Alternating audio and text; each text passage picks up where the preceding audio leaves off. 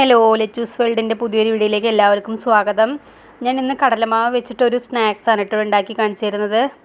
ഞാൻ അതിലേക്കായിട്ട് ഒരു 3/4 കപ്പ് കടലമാവ് എടുത്തിട്ടുണ്ട്, ഒരു 1/2 കപ്പ് പഞ്ചസാര എടുത്തിട്ടുണ്ട്, പിന്നെ ഇത് ഒരു 5-6 ഏലക്കായും ഒരു സ്പൂൺ പഞ്ചസാരയൊക്കെ ഇട്ട് ഒന്ന് പൊടിച്ചെടുത്തതാണ്. അപ്പോൾ നമുക്കിനി ഇത് ഉണ്ടാക്കാൻ തുടങ്ങിയാലോ. ഞാൻ അതിനായിട്ട് ഇതാ ഒരു ചട്ടിയിലേക്ക് 2-3 ടേബിൾ സ്പൂൺ നെയ്യ് ഒഴിച്ചു കൊടുത്തിട്ടുണ്ട് കേട്ടോ. അപ്പോൾ നെയ്യൊക്കെ ഒന്ന് ചൂടായി വരുമ്പോൾ നമുക്ക് അതിലേക്ക് കടലമാവ് ഇട്ട് കൊടുക്കാം. അതിട്ട് നന്നായിട്ടൊന്ന് ഇളക്കി കൊടുക്കാം.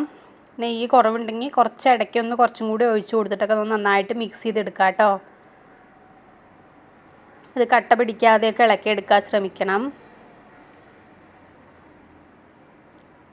അപ്പോൾ അത് കുറച്ച് സമയം ഒന്ന് ഇളക്കി കൊടുക്കണം.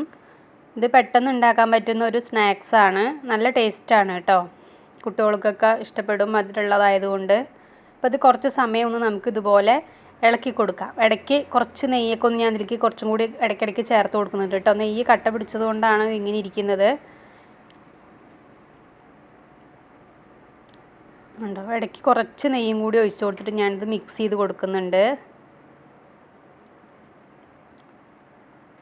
അപ്പോൾ നമുക്കിനി ഇതിൻ്റെ കളറൊക്കെ ഒന്ന് മാറിക്കിട്ടണം കേട്ടോ. ഈ കടലമാവിൻ്റെ കളറൊക്കെ ഒന്ന് മാറിക്കിട്ടണം വരെ ഇളക്കി കൊടുക്കണം. കണ്ടോ, അതിൻ്റെ കളറൊക്കെ ഒന്ന് മാറി കിട്ടിയിട്ടുണ്ട്. ഇത് കട്ട പിടിക്കാതെ ഇളക്കണം കേട്ടോ. എൻ്റെ ചെറുതായിട്ടൊന്ന് അവിടെ ഇവിടെ തരികളായി നിൽക്കുന്നുണ്ട്. ഇനി നമുക്ക് ഇതിലേക്ക് വേണ്ട ഷുഗർ സിറപ്പ് ഉണ്ടാക്കാം. ആ പഞ്ചസാര ഒഴിച്ചു കൊടുത്ത ശേഷം 1/2 ഗ്ലാസ് വെള്ളം കൂടി ഒഴിച്ചു കൊടുത്തിട്ട് ഞാൻ ഇതൊന്ന് തിളപ്പിക്കാൻ വെക്കുന്നുണ്ട് കേട്ടോ. ഇത് നന്നായിട്ട് തിളച്ച് ഇത് ഒരു നൂൽപ്പരുവാവില്ലേ, ആ പരുവത്തിലാവണ വരെ ഈ സിറപ്പായി കിട്ടണം കേട്ടോ. കുറച്ച് സമയം എടുക്കും, അപ്പോഴാണ് അതിൻ്റെ കറക്റ്റുള്ളൊരു കൺസിസ്റ്റൻസി കിട്ടുള്ളൂ. ഉണ്ടോ, ഇപ്പോൾ ആയിട്ടുണ്ട് കേട്ടോ. ഏകദേശം ഉണ്ടോ, ആ ഒരു നൂൽപ്പരുവത്തിൽ നമുക്ക് കിട്ടണം കേട്ടോ. കാണുന്നുണ്ടോയെന്ന് എനിക്കറിയില്ല, നൂൽപ്പരുവായിട്ടുണ്ട്. ഇനി നമുക്കിത് ഓഫ് ചെയ്ത് കൊടുക്കാം.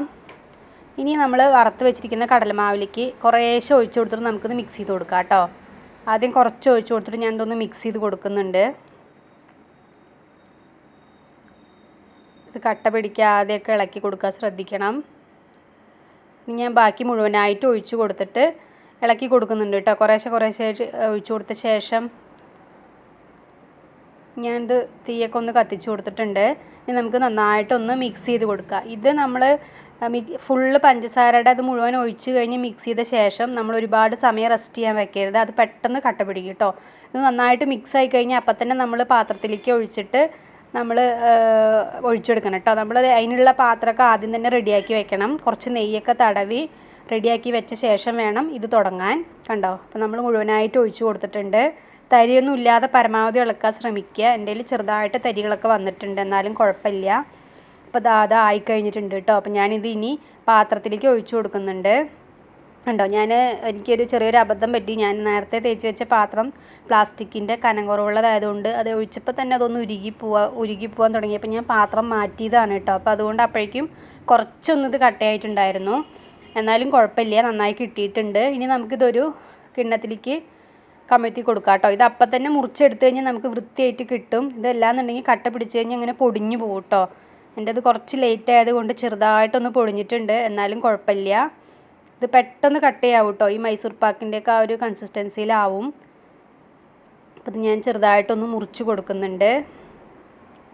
അപ്പോൾ അതാ നമ്മുടെ സ്നാക്സൊക്കെ ഇവിടെ റെഡി ആയിട്ടുണ്ട്. വലിയ ഷേപ്പൊന്നും കിട്ടിയിട്ടില്ല, എന്നാലും നല്ല ടേസ്റ്റാണ് കേട്ടോ. മൈസൂർ പാക്കിൻ്റെയൊക്കെ ഏകദേശം അതേ ടേസ്റ്റാണ്.